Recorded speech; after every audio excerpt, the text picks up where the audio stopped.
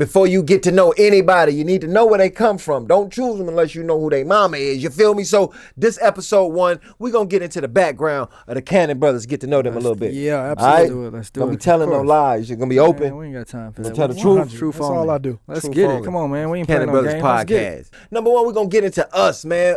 We seen a lot online, man.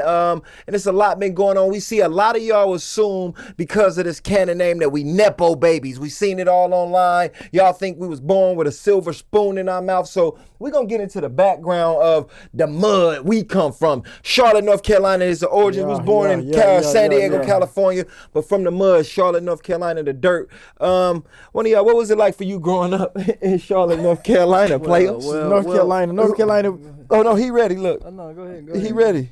Just go ahead. Looking good. Go ahead. Looking good. North Carolina. North Carolina was cool. It was an amazing experience. I think North Carolina one of the best places on earth.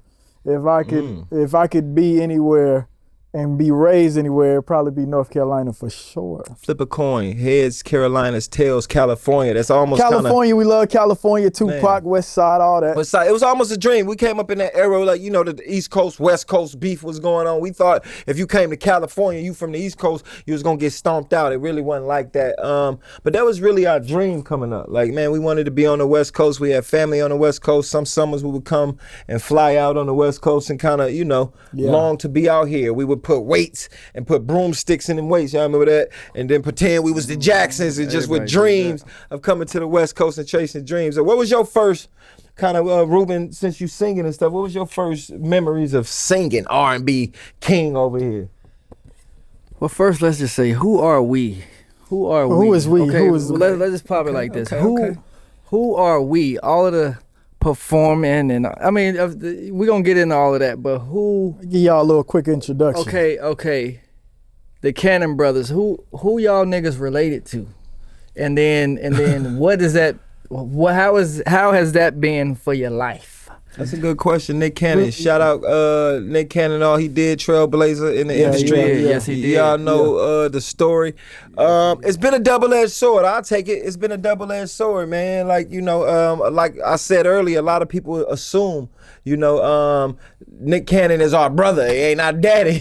You know what I'm saying? So there's a lot of things that don't come with that, you know, and it's a double-edged sword. There's a lot of assuming, like, you know, like I said, the silver spoon thing. What don't come with it? What don't come with it is the money, man. Like, that's that man's bank account. What you mean? What don't come with it, man? You know what I'm saying? Like, look at him do the little nonchalant smile. He got a lot to say. It's a combination. It's pros and cons. You know, you don't really know who to trust. Totally. That's a You gotta fact, your sure. discernment has to go up another level because people, why they 1000%. trying to be your friends? You know, you get access also to a lot of different stuff. So To you the get access to the hoes. clubs, to the different spots. You know, since the we was hoes. kids. Yeah, we got introduced to a lot of chicks and girls, and we learned a lot. So sharing game and putting y'all on game, y'all young dudes, y'all people out there who trying to figure it out. We done went through a lot of lanes before y'all, so we can put y'all on game exactly what's going on and what this world is like. So we do have like a ashy to classy story. Like we saying, we from North Carolina, the trenches. We was known already as the Cannon brothers. We was good in sports. You know what I mean? doing shit. Yeah, I was probably the best in sports. I mean, you know what I'm saying? Whatever they want to say. But we was known as the collective. It's three of us. When you seen one, you seen all of us. And that's kind of how it was. Imagine, you know, being out there, then your brother get famous all the way on the West Coast. He on TV, and now you fly. Well, how old were you when we moved to California?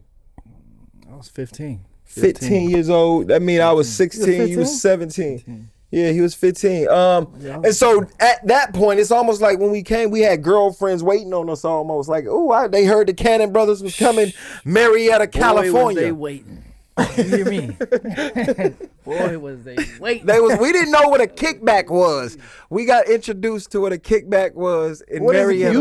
What is a kickback for the people who knew what a kickback was. We just called it something different. They called it something different. We called it something different. We knew he knew. I knew. He was doing things to kickbacks. The cat. Listen, we gonna move. He was a kickback king. Yeah. He was kicking. Before we even knew what a kickback was. He was kicking something. I was kicking him back. Lord Jesus, pray for us. So that was kind of the story. Was classy to ass. We knew North Carolina, we was them guys. Then your brother get famous.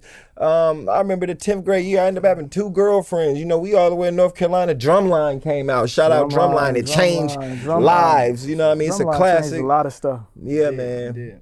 For sure. Drumline came out. It changed a lot of stuff. We gotta give a shout out to old Nicky Pooh. You know what I mean? So Nicky Pooh. We gotta give a shout out to our big brother Nick Cannon. You know what I'm saying? Y'all might know him as Nick Cannon. We know him as Nick. You know, and he did his thing. Like he did his thing and still doing his thing, and he been doing his thing for years and years and years. Like he been killing, killing the game. And so we looked up to our brother even back then, from posters on the wall, you know, shouting them out, and clapping, standing up in the room. All the kids in the comments, when stuff came up. If you can name all the kids in the comments, we got a T-shirt for you. Can you name them?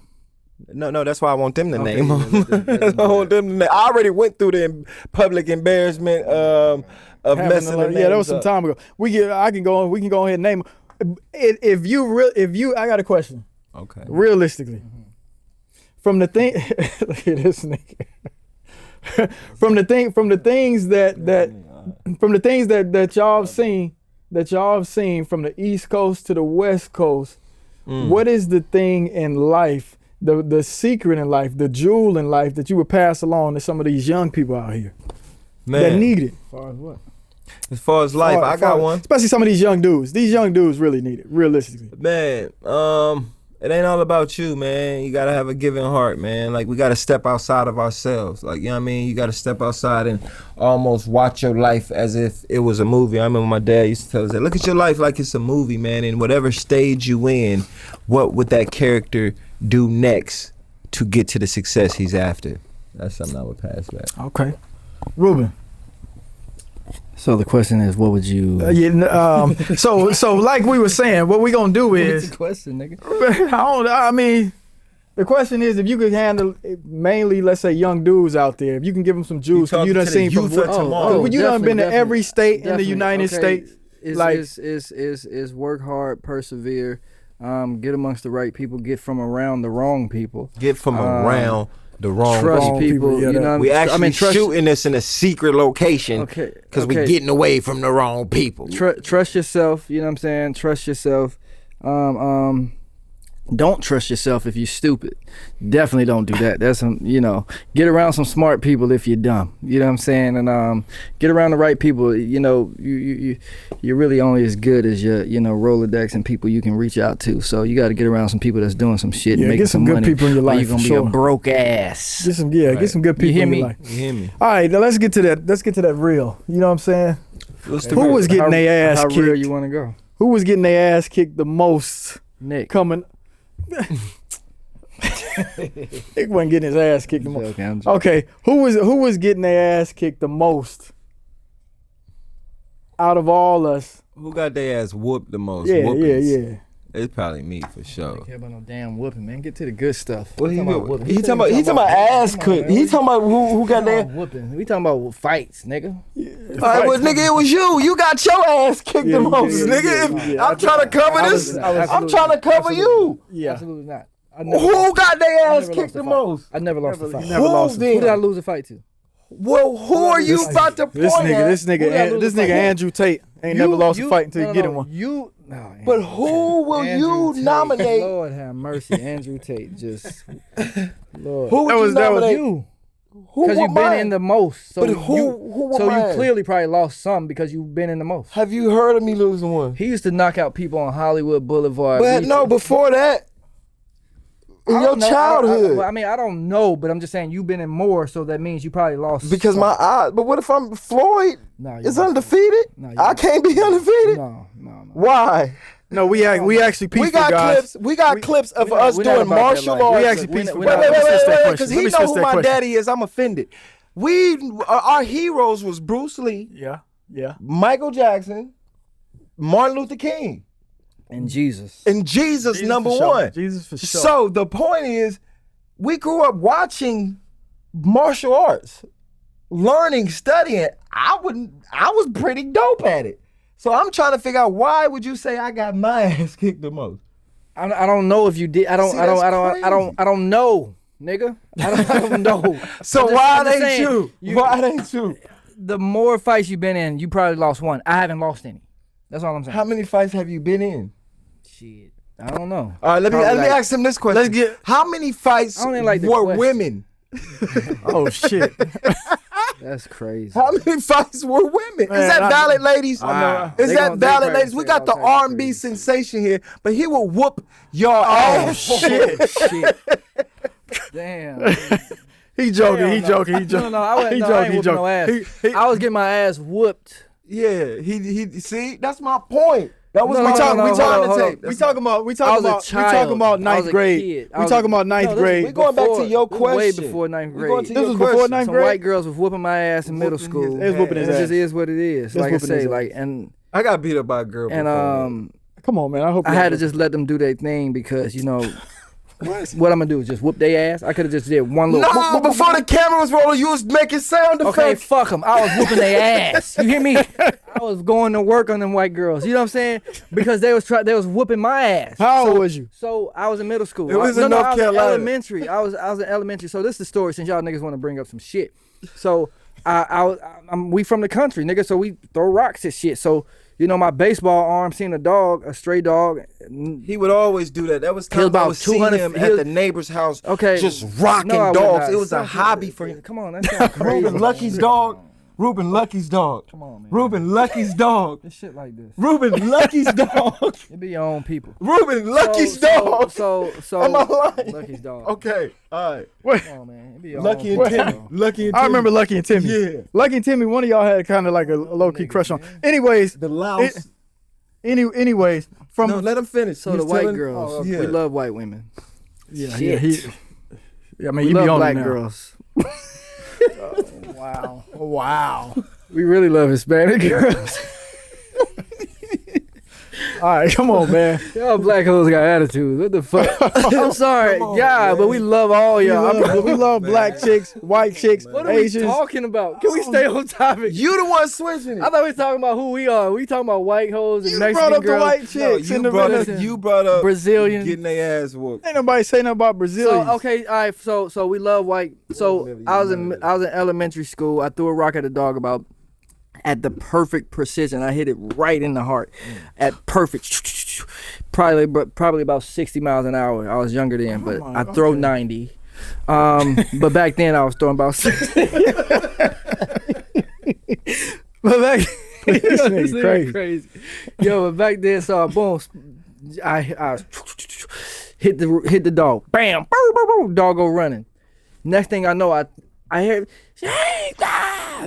the two white girls are charging me. Of course they should be. That's animal. Okay, I was young. It was a stray dog. I didn't know if it was gonna bite a How child. old was the I don't girl? know. They were the same child. age. How old was you? We were children. We was in 5th grade. Ruben, I don't remember none of this story. Because you was man. in middle Fifth school. grade I with was there by myself. Oh, yeah. You know what I'm saying? So boom, hit the dog. Next thing I know, they screaming. They might have said nigger. I don't know. You lying, man. Come on, man. I think they said that. Don't be lying I on think the they white said- girls, man. I think they said we're in the South. We was in North We was in Carolina. the It's South. possible. We're in the South. The South is a little more racist. We used to that. out It's, there. it's not now. But is it it was. justified after they Definitely. seen him beat this animal? I didn't beat. I just hit it with a Okay, rock. I was okay. a child. It doing- definitely ain't justified. Behaving as a child. I didn't know no better. I was just being a child. Okay, being go a ahead. little Okay. child. Boom. Okay. Hit the dog. Boo. Dog running. Boo. It hurt. It wasn't hurt Blues that Clues. bad. Boo. So boom. They screaming nigger. Whatever they said. They might have said it. They might might have I said don't it. remember. So let's just take that off the table. They didn't say Yeah, it. you should. But it's here, there. They might have said it. So boom. So boom, boom. Next thing you know, I'm on the ground getting stomped out. Stomped out. Boom. By these trip third walk, graders. They doing they whooping my ass. So next thing I know, it's like flashes. I'm on the ground getting whooped. Shit. Then next thing I know, I'm up with my hand like this. I'm Oh like, no, am my I about God. to do it? No, don't do this. Because we was told stories. You know, In the my South? mom's from the South, deep in the South. Chester, South What's up, Carolina. Chester? Hey. So she We love she them. witnessed one of her classmates hanging from a tree. Oh, what? My mom, nigga. Oh, You don't remember that stuff? not really. You know, He was probably at the dentist.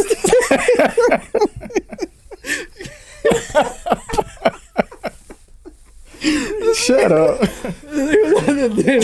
I had to get braces for a little bit. You know what I'm saying? The smile on point. The smile on point now, though. I can't talk, baby. You know what I'm saying? The smile on point. So, boom. So my mom witnessed a dude, and this is a serious topic because it really happened. My mom seen one of her classmates hanging from a tree as she was walking home from school. I don't remember the story. We had to get my mom and call my mom. Can somebody call my mom? It's too late. It's definitely too late. I would love to hear her. We gotta call my mom one of these days and get her to tell that story because that's a serious topic. It's something that really, you know what I mean, that race thing, you know. It was big, but it was bigger back then. Yeah, of course, but that was a long time ago. But so boom, so she witnessed one of her classmates hanging from a tree. The people in that town hung this black boy. And she had to, and so from it traumatized her. So hold on. He stopped you from throwing the rock. This nigga laughing? No, it didn't stop you from throwing the rock. Okay, but that's not the point. Like, yeah. So but the point, boom. So it made me. My mom was like, oh shit. So my mom, it traumatized my mom. So when she told us, like, be careful because we're in the South, how you deal with white women. Mm-hmm. Because we're in the South, be careful because whatever situation happened with that little boy had something to do with that. Other stories. So back then, as my hand was reaching all the way back here, like I said, it was a flash. I thought, boy, don't you put your hands on a white woman, but it was halfway there. Yeah. So as I'm halfway there, I'm thinking the other side, you know, the angel and the devil. I swiped that girl's face so hard, not as hard as I could, but it was so hard. But they were stomping me out. Yeah, it was. And I was trying to get away. I wasn't there. So then I started boom, boom, boom. I'm slapping my way out of the situation. Boom, one slap, boom. It was two of them getting jumped. Slap, slap, slap, slap, slap, slap, slap, bitch. Boom, boom, boom, slap, slap, slap, nigger, boom, slap, bitch, nigger, boom, boom. And then I ran. So then I ran, boom. I got away. Man. This is a fact. I got away. And then for the next 2 weeks, they got off the bus. Every time we got off the bus, they charged me and whooped my ass. See, and I had to slap the shit out of them. So you was bullied by some third graders, sound like. I was. They was disrespectful. I think they was defending the dog. For 2 weeks, the dog was gone. The dog was probably eaten by the Laos people over there in the next neighborhood. Dang. I mean, all right. So tell me what it was like from like you said, all of them stories. You know, North Carolina, that thinking. What was it like coming to California? And it was let's say the white girls who. It was okay to be with white women out here. You loved it?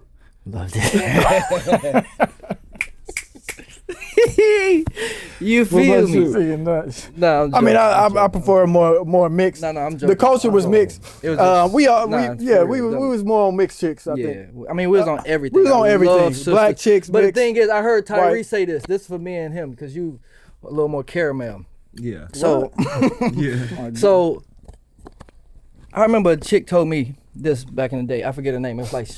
Her name was like Shakira. Shakira, what's up? She probably on Facebook or something. She don't know you. Yeah, she probably don't know. She ain't give a fuck. But she told me one day I was walking through the aisles. She was like, damn, and she just grabbed my arm. And I'm like, you know, I was quiet in school because my dad whipped me one time and I just became a mute in school. So we'll get into that another time. He did. Boom, so she grabbed my arm. I'm like, bitch. I mean, you stay calling. Yeah, I'm sorry. We can edit that out.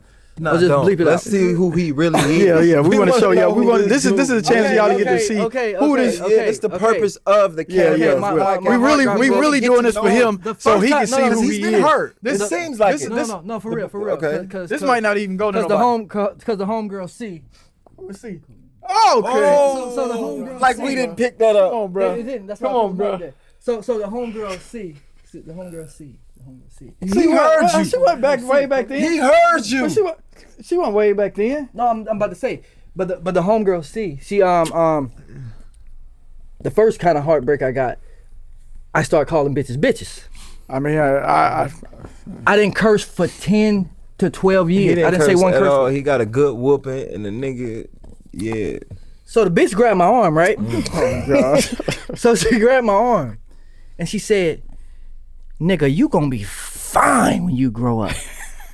I had an art teacher tell me I said, that. bitch, I want to be fine now. Teacher. You hear me? I said, I don't want to be fine then. I want to be fine now. He was Cause I wanted to smash her. He was. Oh gosh, this is getting crazy. But you didn't realize that's what she was implying. No, she wasn't giving up the. You know what I'm saying? Yeah. I was too young then. I wasn't doing it. But anyways, Us dark skinned niggas. Us dark skinned niggas. Us dark skinned niggas. So dark-skinned niggas. they Come on, the black girls. I heard Tyrese say it. They didn't want the dark. They ain't want the dark ones. They didn't. They didn't want the dark. At least niggas. not in North Carolina. The mixed girls did. In North Carolina at Because that a lot time, of the they mixed did. girls' daddies was a dark nigga. Yeah, for sure. Kinda. Yeah. They did. They, it's just opposites attract. Opposites. They felt like they was light skinned. They feel seeing somebody else dark. My first girl was a black girl. Ashley. What's up, Ashley? Ashley who? Ashley who? Ellison. Ashley Ellison. I remember this name ringing through the halls of the house. That was the only one. I think Ashley Ellison we used to hear about this Ashley Ellison so much. Yeah. You know what I'm saying? She probably married out there now. She actually ain't. She lives out here now. Really? She lives out here. We ain't seen you with her. We gonna get Ashley. We gonna get Ashley. We gonna sit down and talk to old I'd love to Ashley. get her on the show. That would actually be good because she's talkative. Yeah. She loves talking. Yeah. And How you know? Frank Ocean is her sister. How you know? Frank Ocean is her sister. Frank Ocean is her sister. Ashley Ellison Is her from brother. From North I'm Carolina. confused. About to say, I mean, we are in 2026. Frank so- Ocean. I'm tripping. And it is Frank Frank Ocean. So. But the nigga's gay, right? I don't. Yeah, I think so. He said he was. I don't Maybe. know. We love the nigga. I don't know. I don't Not know. in that way, but the nigga used to play song. He played that first mixtape to me for like weeks. And you played him. Come on, why would you say something I'm like asking you played the that? nigga. How would I play him? I don't know. He was playing you songs. If a nigga can't play me songs for weeks, he obviously would need something from me. How long ago was this? How long ago was this? This was before he blew. The mixtape that Before he blew, that he made him played it. pop. But how old was for you? weeks. When was Frank we in Ocean North played it Carolina? to Was him. you No, out no, here? we was out here. In So Cali. Ashley moved back out here, Boom. and she introduced me to him. Frank that nigga Ocean. real name is Chris. Introduced him to Chris. His name is Maybe Chris. you don't want his name known. We've been in Hollywood for a fuck long what time. Chris We the wants. Cannon Brothers, man. There's a lot of stories. There's a lot of names, man. Y'all gotta do. But right now, apparently, Ruben shunned Frank trying to beat your Ocean ass, while bro. Frank Ocean, because we was probably signed to Def Jam at We was that signed to time. Def We Jam. was signed to Def Jam. He was signed to Def Jam at the same time. No, but not when he was playing you this music. Yes, he was. No, not when he was playing you this I'm music. telling you, he was. Okay. But the crazy thing is, I mean, sometimes it take a while. no, to he pop. was signed to Def Jam, but when he started popping, Def Jam tried to give him a deal because they didn't know he was signed to him. That's how unorganized them niggas was. Def Jam tried to give him a deal while he was already signed to Def Jam. Yes, because his mixtape started popping, and they all and made then him they an tried offer. to And sign the then nigga. realized Didn't he realize he was already signed to him. Oh gosh. Dumbass. Oh my nigga. gosh. Well, it's probably a representative who didn't know. Like, it's many branches. So since we're here, how did we end up getting signed to Def Jam? Let's say that. So we went from Classy to Ashy, North Carolina. There's a lot in there that we didn't get on. We moved to Your boy California. Nick Cannon. You know, around the Nick drumline Cannon. years. When we first moved to North Carolina, you know, the Wildin' Out started popping off. We did all the behind the scenes. You did a lot of Wildin' the Out stuff was on- amazing. Wildin' Out was amazing. I remember seeing Nick. Remember that day we went to the club? I didn't even know what was going on. My dad just pulled us up to the club. He got his homies over there. He got a bunch of girls in t-shirt, probably a bunch of, you know. He put his own money up for the cameras. Put his own. It was all his homies. Kevin Hart was there. Yeah. Yeah, Kevin Hart Loon. was- Remember you know, Loon yeah, from Bad Boy? Loon, When yeah. Loon was Kevin still Hart was outside. Man, I used to Kev, love what's Loon. up, Playboy? We got a script for you, Playboy. We got shout out. Yeah. We got to get over there at Heartbeat for sure. Yeah, man, for sure. So yeah, we seen that the making of that. So how did the Def Jam thing come about? So my point, my perspective of it, Gabriel was rapping. I was singing, so we was always doing our thing. And Nick seen that we was doing our own hustles. Gabriel was doing shows. I was doing shows. Separately, we were solo artists. So, from my point of view, I'll make it quick too. Boom, I'm doing shows. I put together this mixtape or this album mixtape with a nigga named Kevin. We're not gonna shout him out.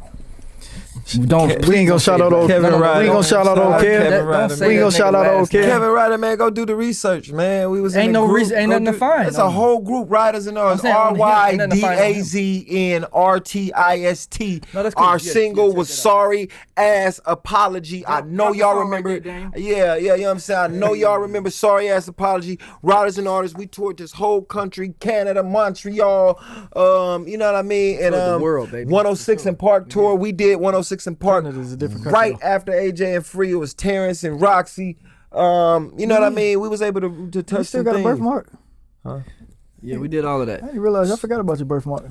Yeah, he got burnt. This nigga said that you still got. I got burnt and it's a birthmark. So I had a birthmark on my face and it disappeared. It probably wasn't a birthmark. It was a birthmark. Who knows? Somebody probably slapped you. Nobody slapped me. Bike accident.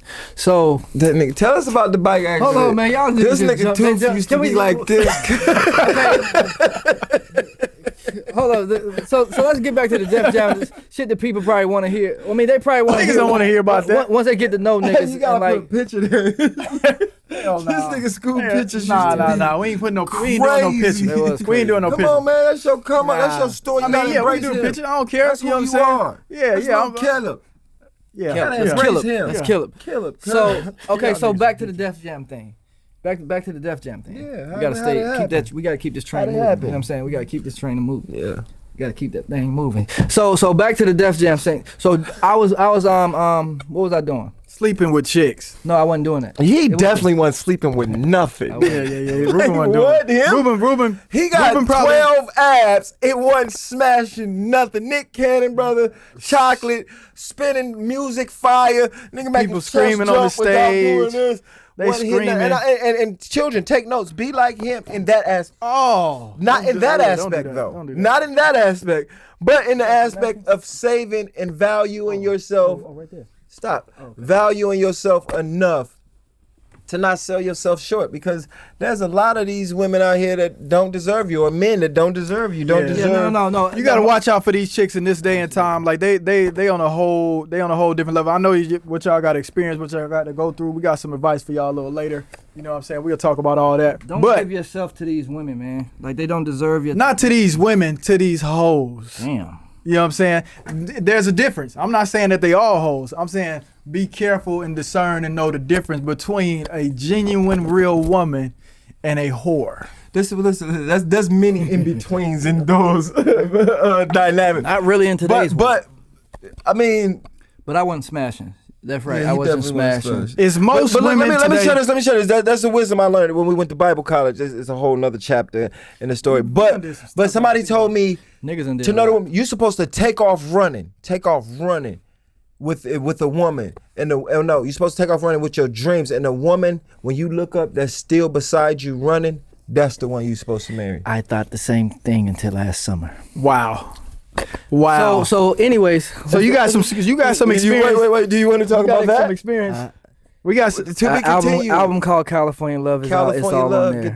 Check it out. How we get signed to Def Jam, man? So Def Jam. Oh. So this is leading up to it. Boom. I put together this album. Me and a dude named Kevin Riley, because Nick Stoley felt, because Ruben was always pushing the line. Like, he's always pushing the line with the R&B thing, you know what I'm saying, forever. You know what I mean? Like I said, since we was putting broomsticks and weights and practicing. And so Nick, and it's also Jewel, we'll drop the Jewel. Nick was like, in the industry, you got two shots at it if you come in a group, right? You know what I mean? So it's like, you got two shots, because even if you come in a group, you can always go solo. And so that's kind of how it was kind of pitched.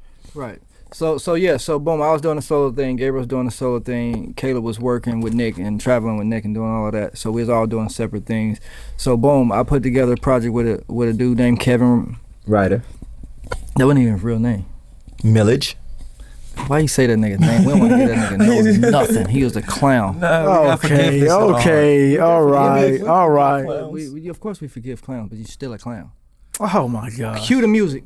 We love you. Yeah, so we made some beautiful music. No, Kevin, we got love for everybody. The reunion tour. If y'all won't, go do your research of the group Riders and Artists, RYDAZN RTIST. And if you think the group should get back together, because I seen a throwback Thursday that was like, Nick Cannon gave us this group and it was us. Like, and people really love. It ain't getting back together. It's not happening. You guys can make it happen in the comments. So boom, put a tape together, and then I remember Nick and Mariah was having their first wedding anniversary in Vegas. Boom. So Nick and Mariah, side note, Nick and Mariah, they would throw a party at Disneyland. Yeah. You remember those? They would throw a party at Disneyland, and they would shut down the entire Disneyland. Shut it down. And so this was something that we couldn't even believe that we were seeing and that, because would you imagine going to Disneyland and it's getting dark. It's right around that time where it's getting dark and nobody's there. It's kind of spooky in a way. It's kind of crazy to see nobody there, and it's an entire theme park. The whole, what would you say? All the employees are there. They're dressed nice and they smiling. They smiling. So it really feel like Disneyland. It's like, and so as you over there at Disneyland, they sitting there holding glasses. What are the little trays of wine? Oh yeah. Each spot they got a tray of wine, and they got little carts that they can drive you to the ride. Oh my! Shout out to Disneyland and Mariah and Nick. Mariah did her thing. Yeah. You know what I'm saying? Nick doing his thing. It failed, but we had some great times. Yeah, it was some great experience. We went on tour with Miss Mariah Carey. Yeah, she definitely looked out 2010? for her. I mean, looked out for us. 2010? 2010, 2011. 2011. Angels Advocate Tour. Go do your research. Y'all got was an opening act, and she don't have opening act. Okay, yeah. So boom. So niggas put the niggas. They was having nigga. They was having that wedding, and so mind you, at the same time, they was having that wedding, and so I remember that wedding. No, the anniversary in Vegas. In Vegas, right? And so I remember I had Danger from the love of Ray J there. This boy was in love, and I wasn't in love. I was pimping. I'm just joking. Oh my God! Listen, I love my daughter. But listen, I love my daughter. Listen, but I was riding. She was a go-getter. She had a tattoo on her face. It's like she took my business plan. Like, I knock on every door in Hollywood for you. It's like, well, let's go. She was playing games or something. She was playing games. She was playing games. Yeah, she was playing Hollywood games. So look, my point was, I was trying to tell this nigga like, hey, nigga. Man, listen, man. My point was, I knew what I was doing. You know what I'm saying? I was outside. I was trying to get in the headlines. I was leveraging. But my point was, I'm about to break to the family that this girl pregnant. At Nick and Mariah's thing. That's when Aunt Phyllis them found out. They told me before I could tell them, because they was like, I don't know, women can tell when another woman pregnant. But finish, go ahead. I think I remember something. Oh, so boom. Yeah. So Nick and Mariah's thing in Vegas, it was big. I mean, all the executives, everybody, it was their first one. The year married, it was the first one. Everybody was excited. Everybody was talking about it. Everybody was in that bitch. Anybody who was anybody was in there. All the media, everybody. Bruno Mars might have been in the bitch gambling too. So everybody was in there. You know what I'm saying? John Legend was at their house playing the piano when everybody. One Christmas when he wasn't even John Legend yet. I remember that. He was just he wasn't even John Legend, just in the corner, just light skinned. Screaming. I remember that. Yeah, so crazy. But he that first cool. album, cool. John Legend's first album was nuts. Man, you need to finish the story. Oh, so boom, so this story taking so long. Y'all niggas keep interrupting, talking about John Legend and Bruno Mars. We just gotta put the candy on it. So boom, so we there. So Nick and Mariah thing, boom. So I got the album. So I'm like, okay, I gotta get this nigga a gift, or I gotta get Nick a gift. You know, I gotta get him a gift. So boom. You know, got him your album. So I went to the like dollar store. Niggas was broke. You know what I mean, they ain't really had too much going on at that time. So I went to the dollar store, got some books, like wedding books, and I got some candy, dressed it up, dressed it up real nice. But I slid my CD in that bitch. Like, whoop, there you go. Slid my CD in there. Actually, I slid 3. So I slid 3 in there, you know, and boom. So I got prepared. So on the way there, boom, I hit him up. I hit him up probably 80 times on the drive there, because he probably mean that literally. No, literally. Yeah, I hit him up. I hit him up 80 times because I knew at that time everybody was gonna be blowing him up, because the anniversary, everybody gonna be trying to get tickets to get in and this and that and this. So I'm blowing him up because I know his phone is probably maxed out. So I need to get through, you know. I went crazy. So I'm on the way. So I'm and Nick is bad with his phone, so he's not gonna really, you know, pick up anyway. So I know I gotta overdo it. So I overdid it. Boom. No response. I'm like, shit. So we go to the party. I'm outside of the party passing CDs and flyers out. Yo, what's up? I'm Ruben. Embarrassing the shit out of Nick and Mariah. I'm embarrassing the shit out of them. But hey, nigga, I'm trying to get on. What are you talking about, nigga? I'm doing everything I can. I need to stop saying nigga. So boom. So I'm like, I'm trying to get on, so I don't care. Like, me and the homeboy out there slanging CDs and like passing out flyers, boom, boom. You doing what you got to do. Yeah, I don't care. There's some execs, there's people in the building, so boom, do that. Next thing you know, we walking out, all my flyers and CDs on the ground. I'm like, shit. Like, it was a waste. Like, man, these niggas just throwing the shit in the trash. I'm like, oh, gosh, whatever. Well, at least I tried. Boom. Fast forward to the morning time. No, I hit him up. I think, like 50 more times. Boom, boom, boom, boom, boom. And then I get a text at like, no, I didn't hit him up. I think I hit him up like 20-something times. Then I get a text at like 4 or 5 in the morning.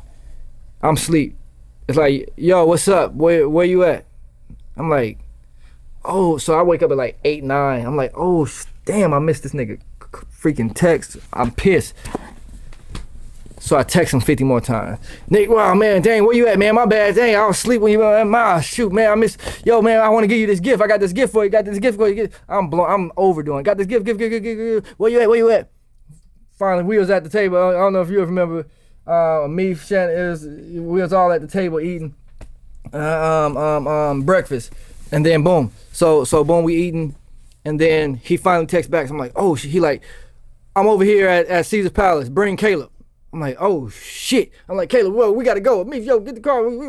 Man, we speed over there. Boom, boom, boom. We go over there. He's shopping or something. Then we go in the car. He like. I was like, man, yeah, I just wanted to give you the gift, man. Congratulations, boom, boom, boom, on the year, doing boom. He was like, I don't know if you remember, he was like, you probably put your damn CD in here or something. I was like, God, it's like, how this nigga's, God, he's good. He's good. No, he's good. He's smart. He knew me and he knew that's exactly. I was like, nah, nigga, I got books. I'm trying to tuck the CD, like, move the CD out the way and show him the books. So he pulled the CD, like, man, how'd I know? So he was pissed a little bit, but he put the CD in and listened. He was like, okay, you got like 3 tracks on there. A couple of them sound too much like Chris Brown. Okay, L.A. Reid want to put a group together. Boom, boom, boom, boom, boom. And that's how the group got formed. That's how it started. That's how you know what I'm saying, writers and artists got on. I got a phone call. I was in a 1-bedroom studio apartment. Girl pregnant. We didn't think it was real. I don't know if you thought it was. I didn't think it was real. I didn't think it was real neither. I didn't think really much was gonna come of it. Yeah, I mean, we did our thing. We for sure. We've been around. We done did so many different things, so many different stories. As far as, let's see, going on tour. Let's talk about that. Let's go, because you said earlier it was not a good experience. I think being on tour with Mariah Carey was top 5 experiences in my life. I got a lot of kids, man. I gotta put it down. But maybe top 10 experiences in my life. So, how you feel about it? What would you rate going on tour with me? I thought it was amazing. But I will say this. I was backstage. I don't remember what city it was. Sold out crowd, 20,000+ people there, and I remember thinking this thought. I said, I'm not happy. Oh shoot. Why'd you think that thought? Because I realized it wasn't just about music. What's it about? It was a whole bunch of bullshit going on behind the scenes. Now, it wasn't with that specific. No, it was. Yeah, it wasn't with just that. The tour was cool, like traveling and doing all that stuff. Yeah, but just saying the business of music. I started to realize, like, oh, it's not just about making music. Right? Yeah, like I started to grow up and realize, like, oh, it's a lot of moving parts and a lot of shit going on. Ass kissing. Oh my gosh. And I was just sitting back there like, yo, this, and then backstabbing and people, it was just so much going on.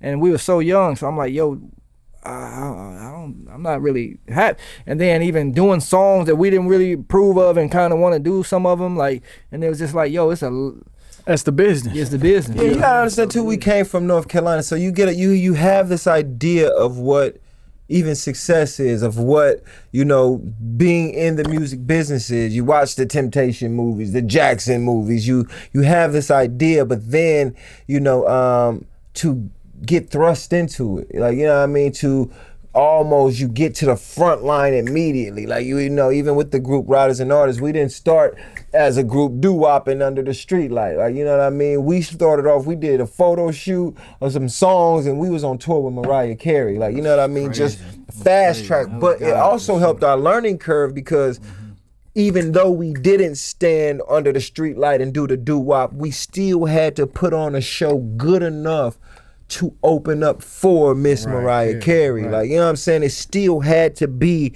on that level, it had to be worthy. We still had those eyes on us. So, you know, kudos to those nights of putting those broomsticks and those weights and practicing and honing our talents and gifts to where, you know, those blessings was being able to be matched and taken to the next level. Absolutely. Yeah. For sure. For 1,000%. sure. 1,000%. For sure. Cannon Brothers Podcast, man. We gonna get back to y'all, man. Yo, check it out, man. We back here on the Cannon Brothers Podcast, man. Yeah. So we was just talking about how we was signed to Def Jam and the groups, Riders and Artists. I was kind of saying, like, when I got the phone call, you know, I kind of knew, you know, I think it might have been you. Somebody was like, yo, Nick wants y'all up at the house. He trying to do this group. You know, I knew definitely it was behind Ruben. I called, yeah. Yeah, I think it was like Nick trying to do this group, meet him at the house. It was his time.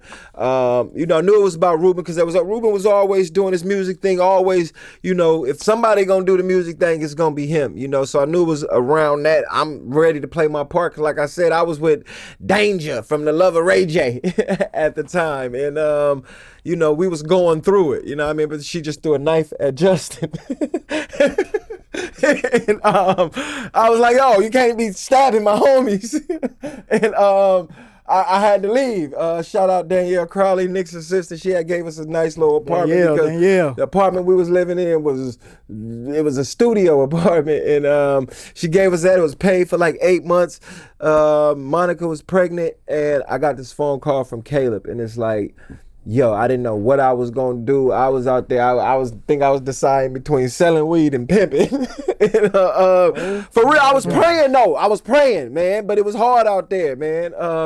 And then, you know, I got the call. The group was on. We met at the house, and we took that first photo. When I first got to the house, we was doing a photo shoot. Man, that's the first time I got there. The same day I got the call, I brought Monica with me, and I was like, yeah, because she just got off of Ray J VH1, and she was kind of shitting on me a little bit. Like, you know what I mean? The first day you went over there when we did the photo shoot? Yeah, that's the first day I went over there. The songs was already, there was songs that was done already.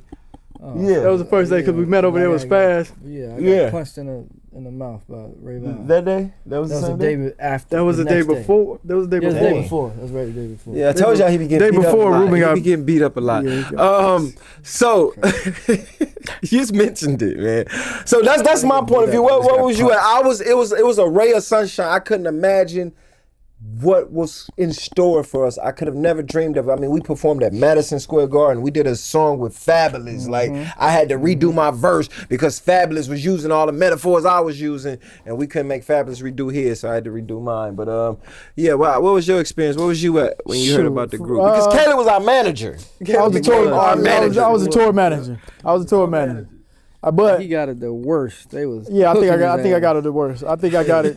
They was cooking me for sure because I was more so in the middle between like the artist as well as the production. You know, like the what do you call it, Def Jam? Mm-hmm. I was in the middle, so they kind of went between me. I had to deal with the wildness, the craziness, the sneaking the girls into the room, all that type of. All that type of stuff. You know what I'm saying? It was a lot of stuff. It was very wild. It was wild. They did Girls Gone Wild remix. Riders Gone Wild is what we call it. Yeah, we did a song called Pull Your Sexy Out. Ruben did a single called Fellatio. There was no single. Nobody ever heard that. But you did the song, okay. Ain't nobody never even heard that song. I think he did it though. You did. That was Nick's idea. That don't was my Google idea. that term. It definitely was Nick Cannon's idea. Nick had some wild ideas. What's one of the real quick before we get to yours? What's one of the wildest things Nick told you to do? Ever, not even just in the group. Because I remember one time he told you cut my hair bald. Cut your hair bald in high school. He was in high school and he was walking around, and I heard the jokes. I almost got in a few fights behind him coming to school. Don't be laughing with a bald head. Nick was like, man, if you do this, R. Kelly got a bald head, Tyrese got a bald head. He said, he promised you diamond earrings. He could sell anything to anybody. He could sell a people ketchup who looked popsicle up to him. to a woman in white gloves. I mean, I had a hair full of beautiful hair. Oh. Beautiful. It was beautiful. Gosh. Because I'll put a relaxer in it though. Yeah, he definitely that shit was nappy as hell. He looked up to Genuine. He looked up the Genuine. He He had used to his. spell Ruben. He used to spell Ruben. I'm about to leave. You see, Daniel, don't be laughing at these niggas. I'm about to Yeah, leave. I think he did have an R or something on the side of his sideburn. shape it into an R. Wow. He had something Come on. crazy. I gotta tell remember- my Genuine story. Not now, but I gotta tell my Genuine story. You met Genuine? Of course, I met that nigga. I That was seen Genuine walking across the street. N-I-G-G-A. Genuine was cool. Genuine was cool. You guys Mad shook. cool. When you see, remember I we got met, shook. remember when we met I never Martin? They was working Genuine for a little while. The No, last Genuine one. always been the Genuine. same OG. Genuine. But Same Genuine's OG. cool. Shout out Genuine cool. Same Genuine OG. cool. So what's your experience? What's your experience? keep going. Wait, before you get it, what's one of the wildest things Nick ever told you to do? The wildest thing. Scratch my back. Man, come on. I got another one, but I ain't gonna say it. Man, you know, I ain't even because it's too crazy. it ain't even the wildest thing. I remember. I'm gonna say the dopest thing. The dopest thing that Nick told me. We were sitting in church. We were sitting in church. See, there we go. It was me and him. We sitting in church, and the church had just ended. We just sitting there. I think he had did drum line a little bit after that, and he told me, he pointed at the Bible and he said, "Don't ever leave this right here. Glory, you see this right here? Nick. Stay on this. Glory, right here." hallelujah, That's Nick. my boy. That's what he told me. You know what I'm saying? That's what he told me. Hallelujah. That's the most important advice I think in life. You know what I'm saying? No, we do mess up. best But advice. back to what we were saying. The story for me, when I look at it, it was hard because Nick was on me. His right hand man, different people was on me. You better do this. You better. And I'm really like 22 or something like that. I don't really know as much what I'm doing. I'm learning. I'm in the fast lane. Cooking his ass. Managing an cooking. inexperienced group signed to Def Jam and Incredible on tour with Mariah Carey. And this was. I mean, the group. This boy was wild right here. This boy right here. He been saved, but this was before. This was wow. He in this. He trying to fight the bouncers. He out here. I mean, doing wild stuff. Anyways, I've been redeemed. it was a wild experience. It was a good experience. It was a great experience. I learned a whole lot, but it was hard for sure. Like. They going out and talking to the girls, all the girls. I gotta be beside them watching, make sure nobody do nothing crazy. The ugly girls would give him his number. I mean, not ugly. They was They was beauty challenged. Yeah. I mean, and then there was some good people it was just too many people to talk to. Yeah. Like you can't talk to them all. Some good people. Some of them was beautiful. Some of them was cool. The dudes that was cool was just like, yo, take down his number. So I got 2 phones. Both of these phones blowing up. Of just random people that you meet in one city, one state. It was a wild experience. We had a lot of people with us. We had a great time at the same time, learned a whole lot. A lot of the stuff that we learned that I took in, I want to make sure that y'all get it too. So wherever y'all at, y'all can feel, y'all can have the same knowledge, same understanding. We want to, as we have been vessels to receive these things that a lot of people didn't get to see, we want to make sure that y'all see these things, know what's going on behind the curtain, and know what it's really like. You gotta realize too, because like I said, I keep saying because we respect the mud, we respect the dirt. Like when we was in North Carolina, we didn't know that you could drive a Benz by throwing parties and party promoting. Right, you know what I mean? right. We didn't know these different lanes and avenues because there wasn't those lanes and avenues and opportunities there. There wasn't an entertainment industry. There wasn't a Hollywood Boulevard. Like, you know, so to not only just come in this world, but coming from the bottom and being thrust all the way in the fast lane, you know, the learning curve had to be quick. Like, you know what I mean? You had to be able to go look in the room and pick up on okay, that's probably this person. Okay, he's probably this guy. Right. And you had to, your learning curve had to be, you was going to get swallowed alive. Swallowed. For sure. Pause. That's TD Jakes. Pause. I mean, we you know what I'm saying? We got a little. So shout out everybody for that journey, man. The music journey. What's some things you working on now? You was mentioning in your California Love. California project. Love is the album. Is fire. We got so many joints on there that's fire. That's dope. You know what I'm saying? It's everywhere. You can find that bitch everywhere. I gotta stop cussing. You do. You got. That's all right. You gotta. But yeah, no. It's out everywhere. It's fire. It's dope. I got so many stuff. We got apps on the way.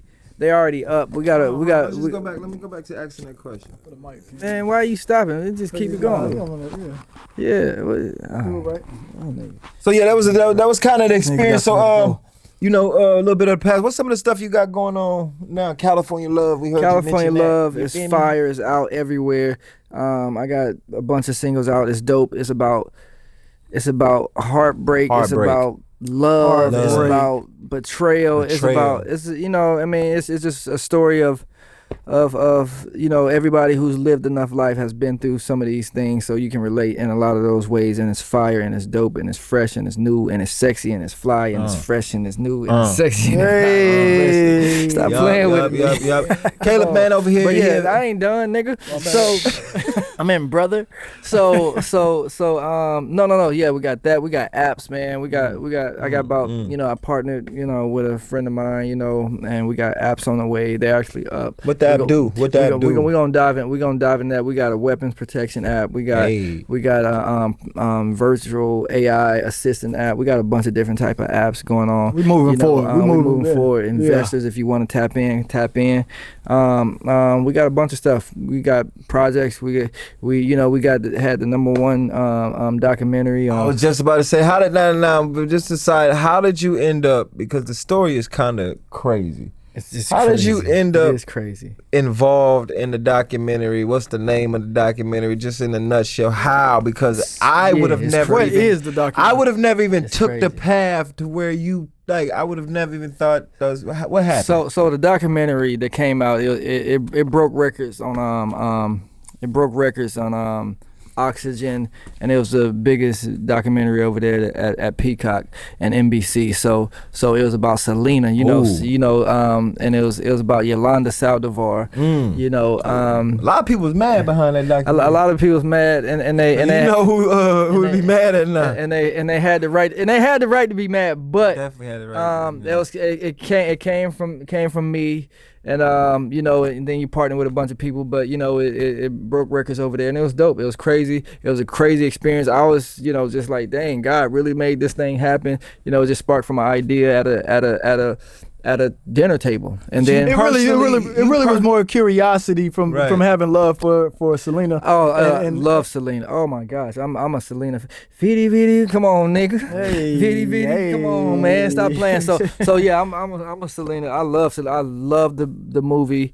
But you wanted to get more information on it. Yeah, I feel it. Let me get this out. Okay, hey. My girl, or the girl, you know what I'm saying? Names. Let's go ahead. Names. Don't say no name. We're not saying names. We're not saying names. Okay, we ain't saying names. But the lovely mother of my children. Okay. She was having a conversation with some of her Hispanic friends. She's Hispanic. Shout out to my Hispanic. Viva la Mexico. You know what I'm saying? We love y'all too. You know what I'm saying? So we were just having a conversation. I was having a conversation. I was passionate because that Selena series had came out on Netflix, and we all hated it. They hated it. We didn't like it. We loved the movie, but we didn't like that. So then I was saying, like, dang, nobody knows anything about this lady who killed her. Like, nobody knows anything. Like, where did she come? How did she get so close? So all these questions started rising at the table, and then, you know, I just left the table. I was like, that's something. That's crazy. And then what I did from that moment was, you know, I left the table and I went and wrote it down in the room, and then the next day I wrote Yolanda Saldivar. I found out where she was in prison. I found her address, and I wrote that in prison. And he wrote Yolanda Saldivar in prison. How many of y'all in the comments would have, even though he painted the picture, he had the dinner table talking with his Hispanic family, Viva la Mexico. We love ya. Yeah. And he goes from the table.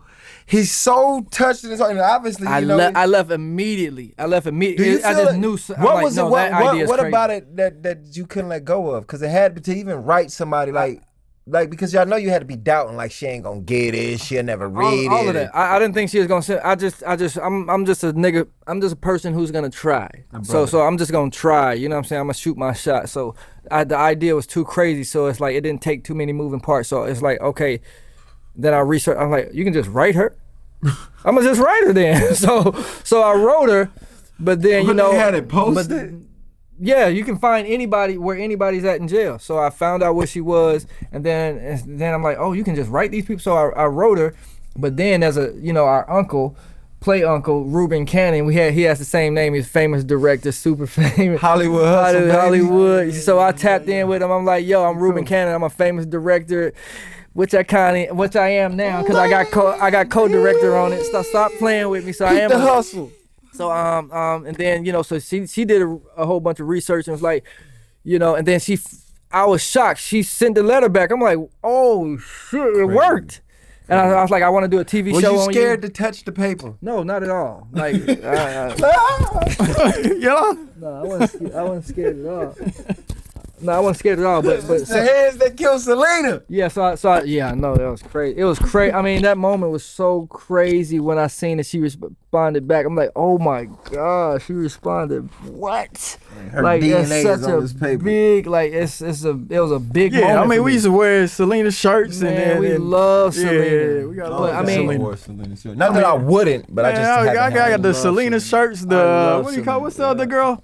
What do you love about Selena? He's passionate about to where you made this doc. What do you love? And there's a lot to love. Right. What specifically do you love? I love the movie. See, I didn't know much about her until the movie, which a lot of Americans didn't know much about Selena. Now, other races, Mexican Americans knew about Selena, but blacks and other races until the movie came out, and the movie was done so well, and it boosted, J-Lo's career. Shout out J-Lo. It boosted J-Lo career, and it shot her to a whole nother level, and she had this humongous career because of that movie, or one of the reasons because of that movie. So the movie was done so well. I just loved the movie. And I always loved the behind the scenes on how people made it. So I loved her story, and it sucks that it ended that way, but it really propelled her into like this global superstar after she get this letter. I got the letter, and then we just pen pal back and forth. I didn't even really fully know how I was gonna do it fully. So would you consider you and Yolanda Saldivar friends? Oh shoot. Why would you even? Shit, buddies. Pen pal. That's a tough. No. We ain't about to do that. No. We ain't about to. No. What I seen. Well, number one. You friends with? No. I became. They know to find you too. I became understanding of her. I became understanding her because there's also a book coming out. There's also a book coming out that Yolanda Saldivar wrote, and it has a lot of crazy. And I'm gonna tell you this. So behind the scenes, after we got the deal with NBC, we got to deal with NBC as far as the documentary. And another thing, don't partner with assholes. Moving along. So yes, it is. Make sure you got your lawyers, and a good one at that. So boom. So after that, I'm just like, I forgot. We trying to figure out. We're trying to figure out the story. How did you the letters? Yeah, she sent the letters, and I partnered up with I partnered up with the guys, and then we got to deal with NBC. So we got to deal with NBC, and it went from there. But a lot of hands started when big money's at the table. A lot of hands started to get in there and get involved, and it turns into something that that's kind of out of your control now. That the people who has the goal calls the shot. They what I'm saying. So they kind of they didn't want to ruffle too many of Selena fans, but they wanted to stay true to the story. But that's what I was gonna say. There was some diehard Selena fans that worked on the documentary, but once they had private investigation, they had so much information that regular people don't even know, that the diehard Selena fans that was working on it actually believe Yolanda. Wow. That's how the story's been kind of like believe twisted. That what? It was an accident? No. They believe that Yolanda's telling the truth about a lot. What is Yolanda saying though? It's an accident? She's saying it's an accident, and even a lot of the majority of the people who worked on it believe that it was an accident. Or it was just an enraged moment, and she just did that. Now, like I said, I ain't fully believe it, and I still don't know how I stand. But there was a lot. When I say the book is absolutely ridiculous, and there's evidence of everything that she's saying to back up what she's saying in the book. That's why 98% of the people who worked on it, on that project, was like, Yolanda might not be.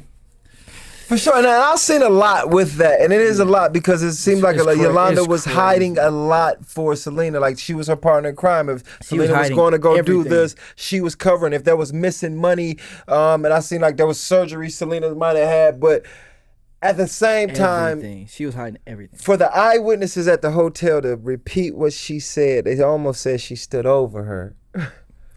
That sounds and repeated. It's just hard when that. I was like die B or something. No, but that didn't happen because she ran because she got shot and then she ran, so ain't nobody stand over. But even in that, like I said, like she chased her though. No, she didn't chase it. She didn't chase her. Like, and when you go look at, when you dive deeper, that's why I'm saying, like, the Selena fans that worked on it, because there was Hispanic girls who loved Selena, that they worked on the project. They mind got swayed and like, damn. How do you Selena accidentally shoot girl. somebody? How did she even justify accidentally shooting somebody? What she was saying was she was about to kill herself, and Selena just leave. Selena, what she was saying, like Selena was begging her to come back and work for her. Yeah. But she was like, but her daddy's already trying to threaten her, and it's always like, no, I gotta get out of this. It's crazy. Like I'm gonna kill myself. Just leave. But the crazy part is, cause I ain't like Yolanda either. I just wrote the shit like, yo. Like I just want to put a documentary. Like I ain't like fuck Yolanda. No offense, but that's kind of how I was. Like forget like Yolanda. That's just how I was. Just because it's like, and then you see, oh shoot, there's so many receipts. Yolanda might actually. Yeah, and then when you realize as you know, I'm not a 20-year-old man. I'm an older man. Like Selena was just a 22-year-old girl, a young girl who could have made mistakes. She was just a young girl who made mistakes and put in a tough situation. You know, her family could have been cheating on her husband. She had she had a lot. I mean, that's not even a hidden thing. If you dive deep enough, that's out. That's public information. Like she was moving around, but she wasn't like doing nothing crazy. But it was just like she was just a girl. What a normal 22-year-old would be doing. So it's just like, if you think Yolanda is go look at the evidence. Put it in the comment because obviously a book is coming. The book is coming out and the series is coming out. I think, but it's gonna be respectful. But it's still love. It's still amazing. Like I don't know exactly fully what happened. I don't know even from watching it all and looking at it all if you will be able to know. I guess it will be determined on each person's opinion. Sounds like, but. Boy, Selena was cool, man. She was dope. Fire. She was dope. I don't know what you talking about. She was Selena dope. Was absolutely fire. She was definitely one of a kind, man. Shout out to all the diehard Selena fans. Rest in peace, Miss Selena, man. Yeah, for sure. And all of those who lost their life too short, man, out here in this Hollywood machine, this dragon. Can you give me a little video? Oh, get your video, huh? Yeah, just in the middle. Get your video. You sure that's what? I hope y'all see it. Yeah, chop and cut.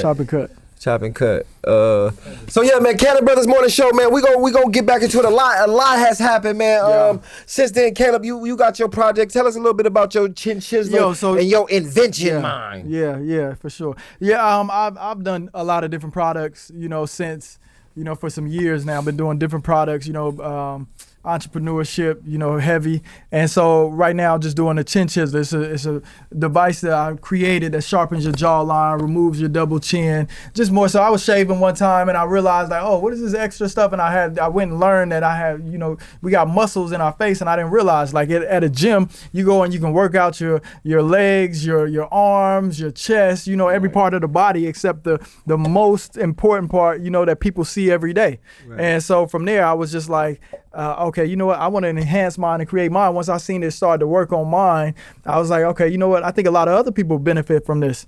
And so I went on ahead and just, built it up, pushing it out and letting the world see it. So it's coming to a store near you. You'll be able to see it, check it out. It's called Chin Chiseler. It's coming to you soon. You know what I'm saying? But that's more so what I focus on now. Also doing, some things with AI. AI is the new hot topic now. And so we'll kind of discuss on some of those things as well. And let us know what y'all feel on AI. Is it man against the machine? Is it a help to humanity? Is it a danger? Which way is it going? Because this brother is definitely on the train and got a lot of insight on it. Yeah. I think AI is an interesting topic. I think there's a lot that can be said about AI. It's here whether we like it or not. It's like the internet. And so for me, it's let me utilize it. You know, they got AI technology. You can go from, you know, helping you out in your businesses, also from doing music, from doing, you know, everything, influencing. Absolutely. And so AI is taking over for sure. And the way I see it is like, let me let it enhance me as it's enhancing everybody else. I don't want to be, you know, left behind and doing stuff the slow way as everybody else speeding it up. Let me ask you something. Yeah. What's up? What do you feel about American women? Oh, I love American women. Our mom's American women. Nah. Yeah, she's American woman from the 60s. It's a big difference. What do I think about American women? I mean, I kind of try to, you know, steer away from this topic because it's a hot topic. Of course, we know that the gender war is going on out there and everything like that. We love American women, but American women are they misbehaving. He just got back from Brazil. American women not misbehaving. American women. What's the difference between Brazilian women and American women? It's a big difference between Brazilian women and American women. I think our women, because they are our women, we do love them just like sisters, but at the same time, there's a level of pride that has crept into the average woman's mind that they don't even see a 7 will look at a 7 man and say, nah, never. And she will actually say, no, never. That's not even, and they're on the same level. So I even heard Nick say, like Nick was saying one time, like, oh, sometimes women try to play games with me on my, you know, and they not even here on my level. And so you said women try to play games with him. In this society, I think our society has tried to mix the roles, mix the genders, and it is actually destroyed to certain degrees our society. It destroys our families because our families are made up of men and women relationships. I think this is a huge topic, not only in society, but in the church. I find that the church don't even really speak on it, and God, Jesus himself talks about that the relationship of the the relationship of the church was supposed to be between a trigger word that is a trigger word. It's a trigger word because submit hasn't been explained properly because it's supposed to be submit one to another, you know, and then absolutely if a woman understands that when she submits, she's supposed to be submitting to a man who's already submitted unto God. She has no issue. She has no worry. It's not a buzzword. It's not a scary thing. I think the women in this time, whether he's submitted unto God or not, I think they still have a problem with just they want to be God in certain senses. Right. They want to be the head of the family. There was a curse in Genesis that speaks on that because they ate that apple. If you look on the back of your iPhones, that apple. Yeah, I think if the average man walks up to a woman in this society, she usually, unfortunately, she looks at him with a level of disgust. She looks at him with a. I don't agree with that, man. I don't know what type of. Sheesh. I'm not talking about us. I'm not talking about us. And she get the shivering. No. I'm not talking. I'm talking about the average. My goodness. I'm not talking about. I'm talking. We all ain't 6'3". I'm talking about the average man. The average man is like the average man is ugly. No, but this is what you gotta realize. I'm not gonna judge the average man. The average man is average. The average man can the get average chicks. man is unattractive. No, for sure. The average unattractive man got a bad chick. No. Are you nuts? No, absolutely not. You ain't never walked outside and looked at a dude like, how he get hurt? That's rare. That's rare. That's why you say, how did he get her? That man has money, or he has an amazing personality. He definitely got bread. He got bread and he's funny. He's funny. Yeah, for sure. For sure. That ain't the average man. But do you think like women in this today time respect men in general? Hell no, because men don't respect themselves though. I think because the truth is that men set the tone. I don't care what it is. If men say we ain't on this right now, society there's a lot of suckers out here. Yeah, and so men have become such suckers, such caterers, such whatever you want type of men. Men ain't drawing no line. Men ain't, you know what I mean? So it's like when you open the gates into even a child to do you like that, if you let a child have whatever it wants, like, you know what I mean? Yeah, it's gonna, a child will lie to your face with the candy all on his mouth and say, no, like, you know what I'm saying? Like, and so if you give anybody, is it then the man's fault or the system that backs the capability for them to do that? The system is ran by men. So it seems like somebody has purposely given men and votes. Sedated men to where now, or whatever lines it be on, we're too scared to say, hey man, I ain't doing that. Why? Because I'm a man. Because you do these toxic masculinity. Okay, what labels? Yeah, you know what I mean. And because of that, people are so afraid to wear. Most men wore that as a badge. Yeah, you know, they came with the mud and the oil on their face, and that's a man. That's what a man do. This is a man's world. From what you're saying, they made men embarrassed almost of being men. To be men, yeah. Right. And I think that's for sure a downside for sure. For sure. So man, this is the Cannon Brothers Morning Show. Y'all, we got a lot. It's not a morning show. I mean. So this is a Cannon Brothers podcast, man. I'm gonna just get back into it. So you got the Chinchillas coming, you got the album coming. I just finished the Claim to Fame on ABC, baby. Y'all make sure check that out. It's on Hulu. You could go check that out. But we got a lot of stuff coming. I'm working on some powerful. I just want to cut it because you keep saying his album's coming. It's already out. Oh, my bad. So let's recut it. Same thing. All right, for sure. Cannon Brothers podcast, man. So we about to wrap for y'all, man. It's been real. We got a lot more to talk about. We left y'all on some open-ended stuff. We're gonna have to fill in later, man. Y'all make sure y'all check out Claim to Fame out on Whoop. Eddie Murphy daughter, sorry. Alicia Keys brothers, my bad, y'all.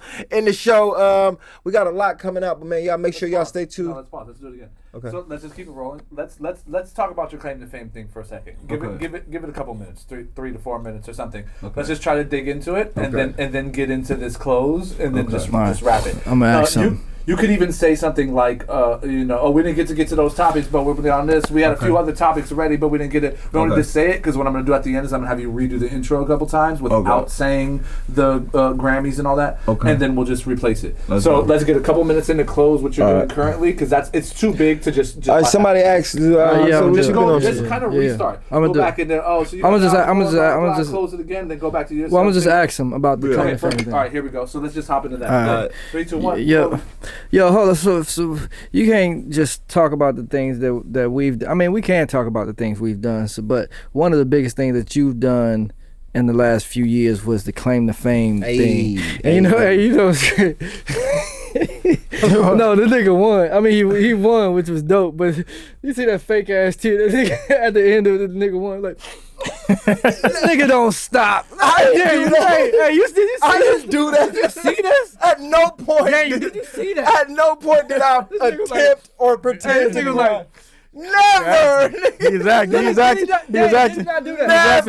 Never. Go back and watch it. Did he not do that? If somebody can crop me a picture of me crying or wiping a tear, I will cash app you $100. Make it 1,000 then if you so sure. You gonna put 900 too, I'm gonna put in.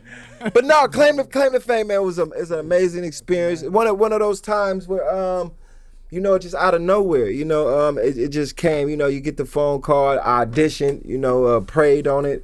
It was a call, I had to leave the family for about, almost a month. No phones, no internet. The concept of the show is a bunch of celebrity relatives in the same house, and we're competing for a prize, a reality show. Every episode, somebody get voted off and sent home. I'm in there with Forrest Gump. I mean, what's the dude? Tom Hanks. With Tom Hanks, niece, Alicia Keys' brother, Eddie Murphy daughter, JB Smooth, a lot of people, Dolly Parton's people. So there's a lot of people in there. I got into a bromance and a bro beef with Donny Osmond's son, which was amazing to me, man, because even before going on the show, I was trying to figure out, man, how do I prepare for this? Remember Slumdog Millionaire? Yeah. And how all the answers was kind of already in him, like he's already went through it in something in life. Fire movie, if you ain't seen it, check it out. Slumdog Millionaire for sure. And it's like, yo, that's if I'm gonna win it, it's already been ordained for me to even get the call, like, and so it's like, man, I ain't gonna do no research. It's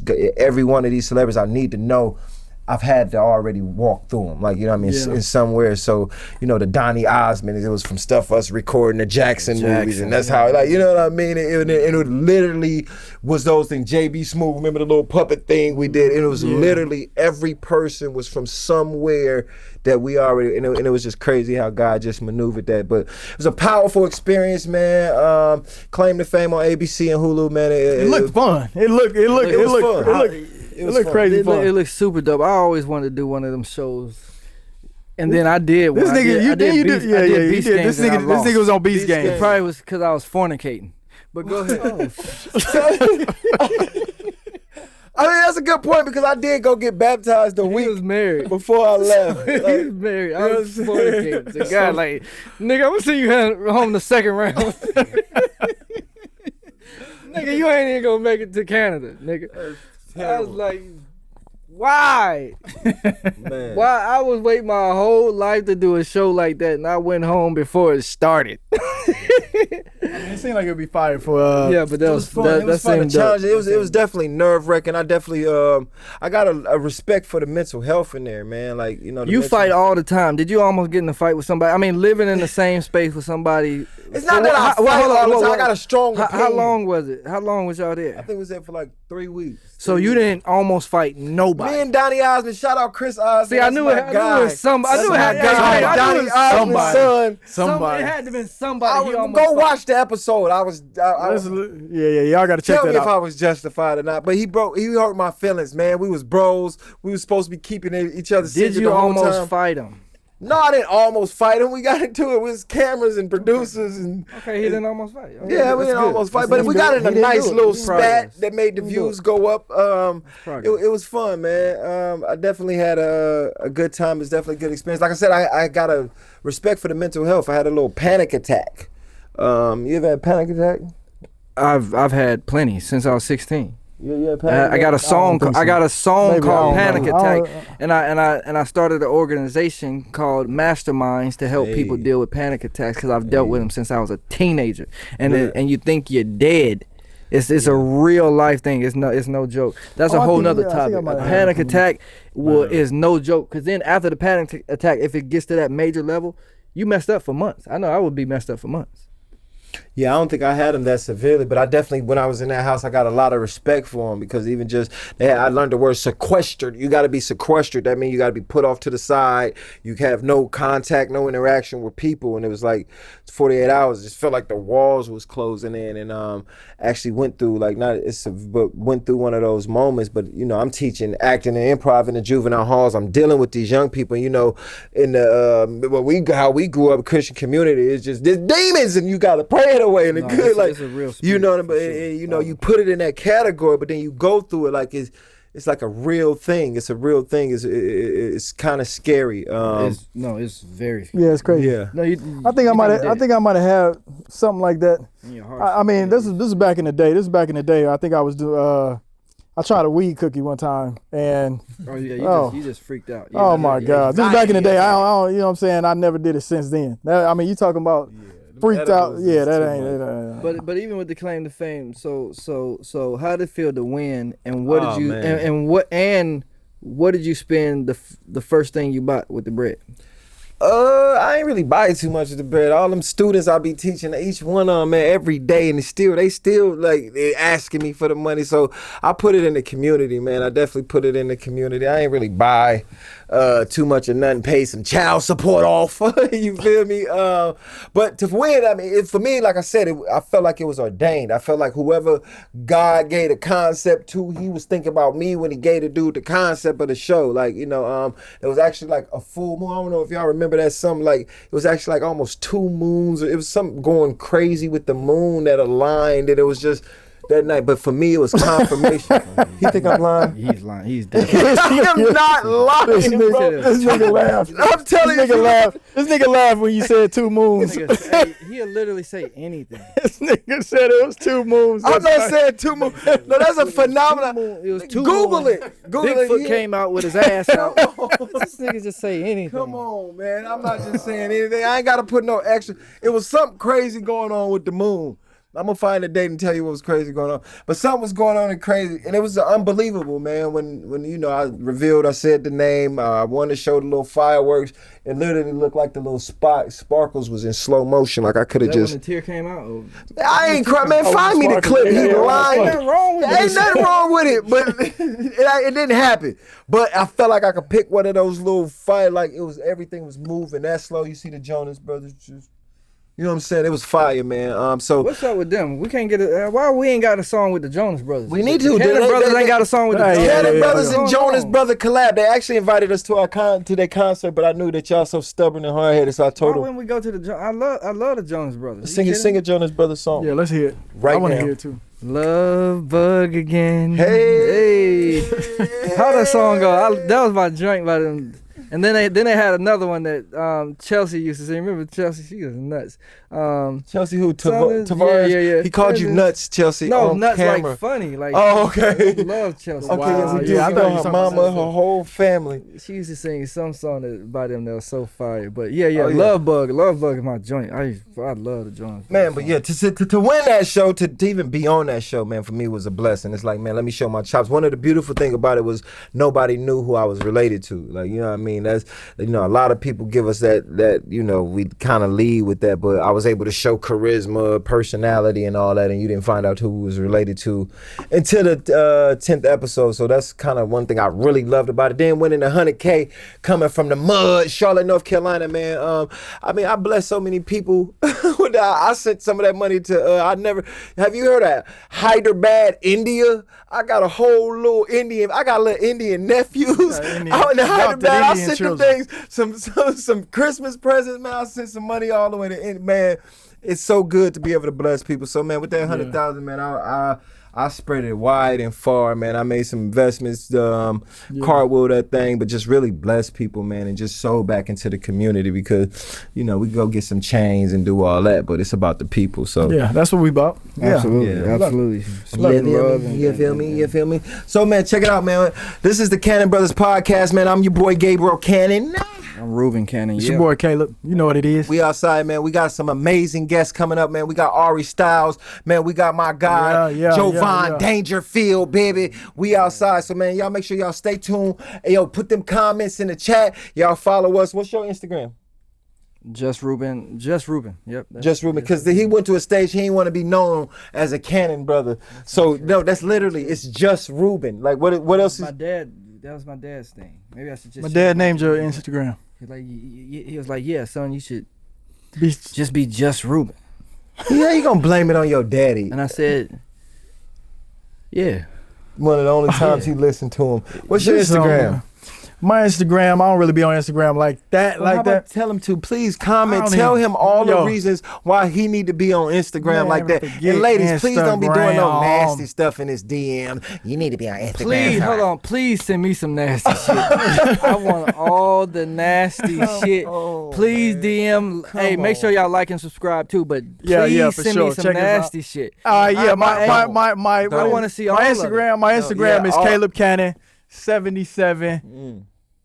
Yeah, that's it. Caleb Cannon 77. I'm Gabriel Cannon Music, baby. Expect the music. Expect us in the community near you. We got these community tours. If y'all know a school, hit them up. Tell them we all need us at y'all school. We'll perform at your wedding, at the wake. And wake up, baby. Absolutely, we outside. Absolutely. And make sure it's Gabriel Cannon Music, right? Gabriel Cannon Music. He got the longest running song ever in the history of music called Tug of War. It's actually called Bow My Head, featuring him. It's the longest running song. He on there too. Hey, when you got something good, nobody's ever had a song when you got something good, it is fire. The concept was good. Yeah, the writing, Gabriel's writing is on point. Yo, we got a lot of talents we want to share with y'all. We want to get to y'all. We want to make sure that y'all share y'all's with ours too. We want to have a good time together. We want to enjoy ourselves. Let us know what y'all want to hear, and you know what I'm saying? Let us know what y'all want to hear and what y'all want to see, and what y'all want us to talk about when we doing it.